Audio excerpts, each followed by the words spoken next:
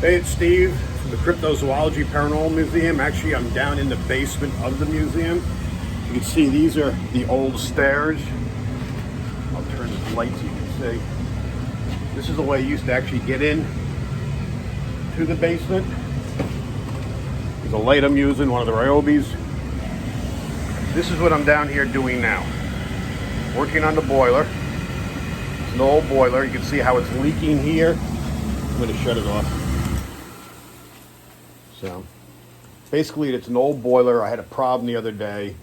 This is the automatic feed, which is leaking. I had a guy come in from local boiler repair that services this. Obviously they don't know what they're doing. And he took this apart and left us like this with everything dripping, and it's still not working right and says he can't fix it. So I did this sort of stuff when I was a younger man. Now apparently I'm gonna have to do it again because they're incapable of it. Just frustrates the living crap out of me. Now, eventually I have to replace this boiler, but it functions. We've got the coil over here for the hot water. I don't know if you guys can see that.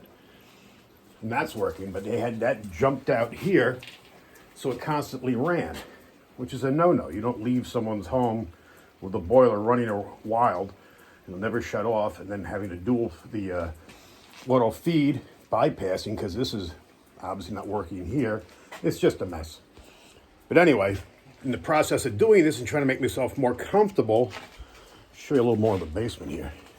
I mean, it's a creepy place. This is where we have to come in now. This used to be a coal-fired thing. The house is over 150 years old. You can see I got a little bit of high-tech in here. I'm using a blink camera so I can watch this from upstairs so I don't have to sit and babysit this. But at this port here, it goes into the rest of the crawl space here, or the part over there, which is where the den is. You can see some of this used to be outside. Now the running water you see down here is part of the underground stream that comes out from the pipe over here. You have a running stream in the basement here. Now with having the blink camera down here to watch the boiler and see what the sight glass is telling me as far as level, which is this part right here. See the wires in the way? So you got to keep that level in here. I'm trying to keep it a little bit high. This way I can run it, especially with all the damn drips I was left behind. But be able to watch that from afar and make sure I'm not going to crack the boiler or have any other real problems. Put the light back up over here. Got my tools down here. We're hearing stuff. So not just the boiler, I'm actually hearing shuffling, movement down here. Almost like groans, like someone's like, ah, aggravated. So is that the person that was down here, used to maintain the old original boiler, which would have been back in this area, you can see. Now the coal chute is back over there. So I don't have the flashlight over here, but all the way back in that area is where the coal came in. So it was probably piled back up in here, would have been shoveled into the boiler here. So it's kind of crazy. So here in the process of, sorry for all the crazy camera, I don't have a selfie stick or anything. All the crazy stuff we're doing just to try to keep this boiler running, which is like a full-time project now, babysitting this thing. Keeping heat, of course, it's cold out. A little warmer today. We're finding out that besides the paranormal activity we have in the house, the museum, we've got weird stuff down in the basement too, which kind of doesn't surprise me with the underground stream here. It's like every floor's got something in here, some kind of memory or someone left over for what's happened here. So the reason I set up a camera originally, which used to be mounted right here, which to watch the boiler, but I wanted to watch the basement too, because people always wanted to see the stream, and I have no way of bringing people safely down here. But I never expected to get kind of paranormal activity and stuff down here. So, but that being said, let me shut the light off, see if I can crawl my fat ass out of here. You can see I'm using the Ryobi lights here. I love my Ryobi stuff, using it for everything. Boiler's shut. I still have the dual feed on, so I'm going to shut that down. So we're good for now. This is how I got to crawl out of here. This is why I love to access the old staircase.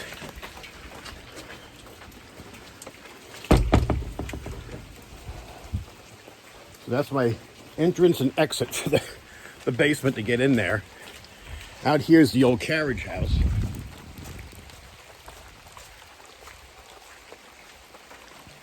And I've got work to do on that, of course. Here's the back of the museum in the house. You can see it's a big old 3-story house.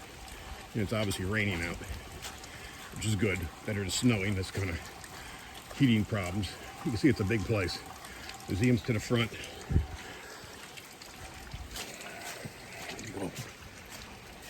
Now that I'm icky from crawling in and out, I've been doing this like 10 times a day, if not more.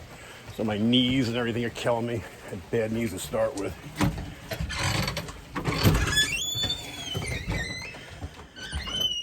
You can see we have double doors here. This door is eventually going. This door here will be the new door, and I can put a porch there to eliminate this. Now down here is the hatch that it's carpets on. And I want to reopen that up so I have an access to the boiler in the basement from inside again like it originally had. Then I got the kitchen in here. This is the den, the newest part of the house, which is 1937. The house is at least 1850s. Then you've got the dining room. There's meat I've taken off. There's dogs everywhere. The stairs going up. This place is a work in progress, folks. And then, of course, into the museum itself. I'll switch to a selfie stick. But I just wanted to do a quick video. I was got to do it a little fancier. I would have had a selfie stick, but I figured I was down there. Let me film. And I don't know what the heck the selfie sticks went. I've only got 100 of the stupid things.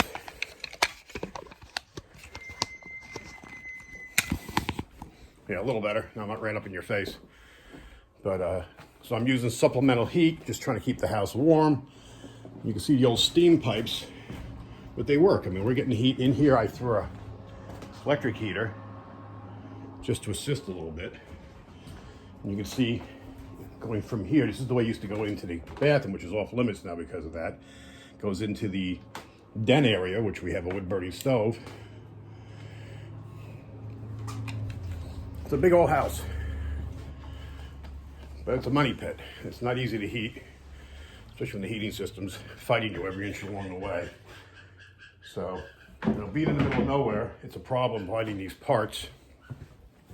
So I'm gonna, now that it's Sunday, so tomorrow I'm gonna start making phone calls, see where I can pick up the auto feed, and well, it's got the low water cutoff switch too, which I want as a safety item. God forbid the water goes down, which is one of the problems I had. The water level went down, never shut the boiler off, and then I wake up and going, what's that weird smell? It smells like something's burning, and it turns out it's the boiler slowly cooking itself. So at least we caught it in time. There was a lot of mud came through. I guess it was a water main break or some reason we got mud through the faucets in here that clogged one of the strainers. And like I said, the guy that came in to fix it just didn't know steam, and I ended up working with him down there. The bottom line is I'm just going to replace the part. I'm not going to mess with it. I don't want to jury rig something that's a safety device too. And but that's my fun. It's always something in Littleton, an old haunted house. So maybe we'll start a GoFundMe. See if we can get the heat stuff for keep the museum warm. But I thought you guys just get a kick out of it, seeing the kind of craziness that we've got here. So you can see we just replaced this wall. We're gonna probably gonna paint that today. I mean, it's just got a million projects, but that's what you get when you're saving an old 150-year-old house. But then again, folks, thanks for watching. I thought you get a kick out of the a day in my life. It's gonna be a week in my life at this rate. Let me show you this here while we're in here.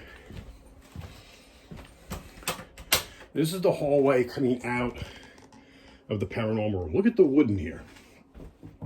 Look what's behind the plaster. It's solid wood. Is that crazy? So on the second floor, I'm not going to bring you up now. My wife's working from home. There's one of our old bathrooms, which eventually will be redone. It's just, so I'm thinking what to do is do what we did here. Peel the plaster off and just paint. Why go through the hassle of putting plaster back up?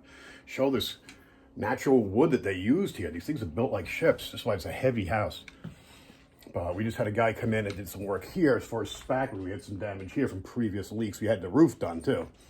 And like I said, it's a money pit. And but we're getting there. It's just craziness. But I'll do a tour one day of the whole house. Like actually, maybe later I'll even take you up to the third floor, the attic. You see how big that is. That's crazy. We have the potential to put multiple rooms, bedrooms up there. and another bathroom and stuff. It's a little narrower because of the beam of the house, but there's a staircase going up, kind of narrow, but your typical old staircase. Look at this. Amongst all this, we have to have our creature conferences or our little coffee station so we can have coffee and stuff. Gotta treat yourself a little bit. Then of course I got the health food section up here. You gotta remember too, we have 8 dogs, so this is the dog prep area too for all the food. All right, I'm babbling enough. Folks, thanks for watching, thanks for subscribing. If you guys have any ideas or anything else you want us to do, or if you think of something that you think we could do here to improve on even what we're doing in the museum, let us know. Thanks for watching. I'll talk to you soon. And we all appreciate the fact that you're keeping in touch with us and supporting the museum and Littleton. Thank you.